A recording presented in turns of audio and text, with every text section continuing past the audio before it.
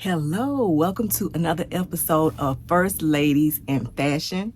We are doing Laura Bush today, and if you want to see what I created, please stay tuned.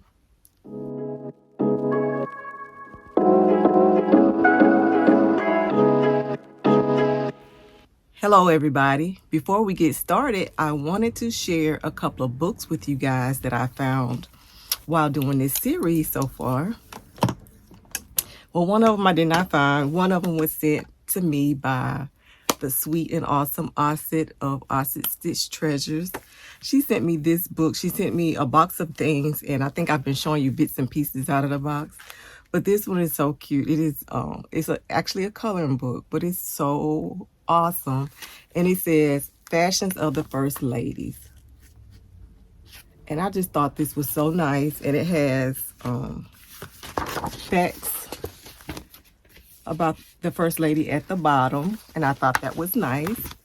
And another thing that I found that was really awesome while I was thrifting at the Goodwill bins, I found this book, and it says The First Lady. So it's a book about, let's see, I didn't even look and see when it was published.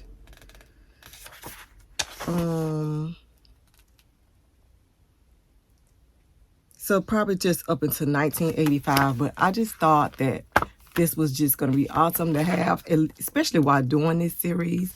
And it tells so much about each of the ladies that are in this book. But today we're going to do Laura Bush. So for me, Laura Bush has a, what I would consider to be a classic style, simple in the fact that it has she has a lot of matchy pieces, stuff that I feel like never kind of goes out of style. Is her style. Just kind of, just regal. You see her, she's about her business. So let's see what the coloring book has to say about what information they give us about Laura Bush. And I guess does it go backwards? No, it goes in order. So she was before Michelle Obama. So her husband was George Bush, the son. They have 2 children. She's an educator. If I remember correctly, she was an educator. But let's see what this says. Yep, she was a former teacher who also holds a graduate degree in library science. She has a background that supports her efforts to promote the causes of education and literacy. So that was just a big thing for her because she was an educator. And that's all. Now it's talking about what she wore for the inaugural ball in 2001. And so all of these pictures in here that you could color are the inaugural ball dresses that they wore. But I knew she was an educator. I know they have 2 children. Not sure about the grandchildren. I think they live in Texas. But anyway, we're talking about her style. And I feel like her style is classic, regal. It's just timeless. That's the best way that I feel that I could describe her style. And for me, when I was choosing which style to recreate, I was like, oh my gosh, what am I going to do? I had one pattern in mind, and I changed to another. You know how I do. So the thing that I noticed about her, they were showing her in a lot of different tops. So I thought, I'll do a top. But then I saw this picture, and let me scoot over so I can put it on the screen. I don't know if I have enough room. But I saw this picture of her and her daughter, and she had this lace shirt. So I said, that's my inspiration. I was going to create a lace shirt. So what you see me wearing is the lace shirt that I created through Upcycling, an oversized white men's shirt. And I also have this lace. This is some beautiful lace that I received from Miss Annie a while back, a few months back, towards the end of last year, I believe. But she sent me a bundles of lace, and this is one of them. And I thought this blue was just so pretty and so inviting, so calming. I said I was initially thinking of doing white on white, because if you look at her shirt, it is like a cream beige color. So I was like, should I do the white on white? Then I thought about it. I said, well, I'll just make a shirt and then do the overlay. But then I was like, why? So I thrifted this white men's shirt. So the first thing I can point out right here, this is the collar stand, and the actual collar I removed. I kept the button.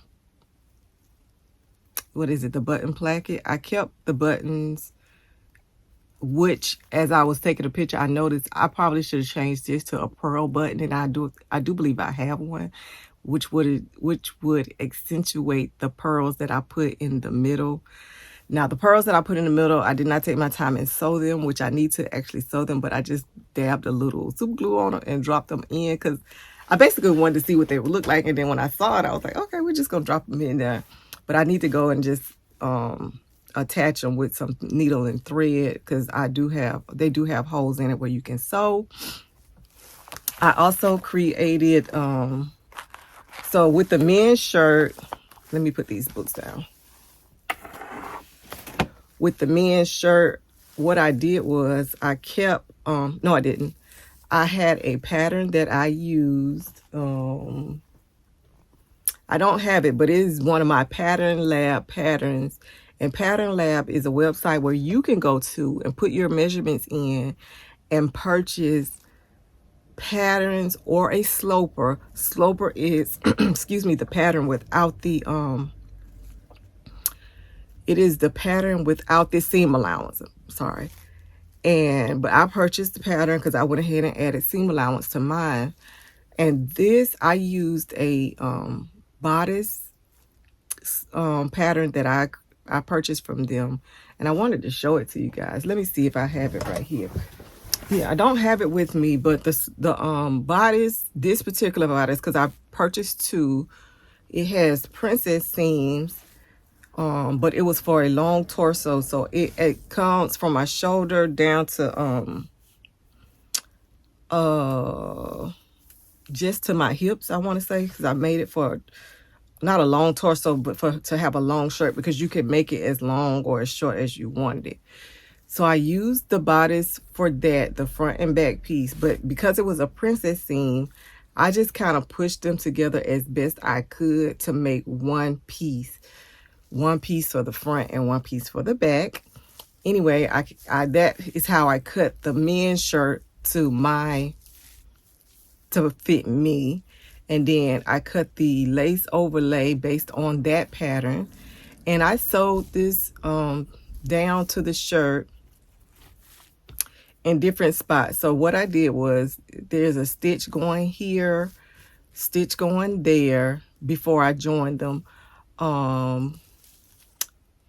And I think it's a stitch going down the side seam.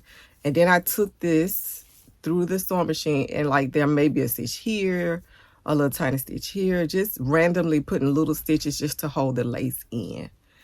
This I created by cutting, this is my little ruffle, and I created two different ruffles. So I took a piece of lace and cut it down the middle. I don't have a measurement to give you, but when I cut it, I had two pieces, so I fold them in on each other, and went down the center of it with the long stitch, so I could do a gathering stitch. And that I just gathered it, and then once I had it where I wanted, I tied it off and I sewed it on. Now, what I was trying to do was, when you button it, that it come over. But I probably should have made this a little larger, which is fine. I'm still satisfied with it. But you can see this is where the button placket is right here. And it actually covers up the buttons. So that would be the other reason I could just only change this one button here and be perfect. Yeah. And it's just like a different color. It takes away from the whiteness of the shirt, but it's still like, if you under here, you're under here for a reason, because you were invited to my neck. But other than that, that's it. And then for the sleeves, the bodice also came with just a basic set-in sleeve. So I put this in using the flat method, where you just put everything together and then you sew down like that. So I didn't do anything. I thought about doing a bell sleeve, but I feel like I bell sleeve everything, and I don't want to bell sleeve you guys to death. So I just got a little elastic, and because this was really wide, but I just got a little elastic around my wrist, and then added an inch to it just so you can fit my hands through. And I just created this. So that is all that I did. I am so excited. I think it turned out nice. And when I first initially saw it, I'm not going to tell you what I thought it looked like.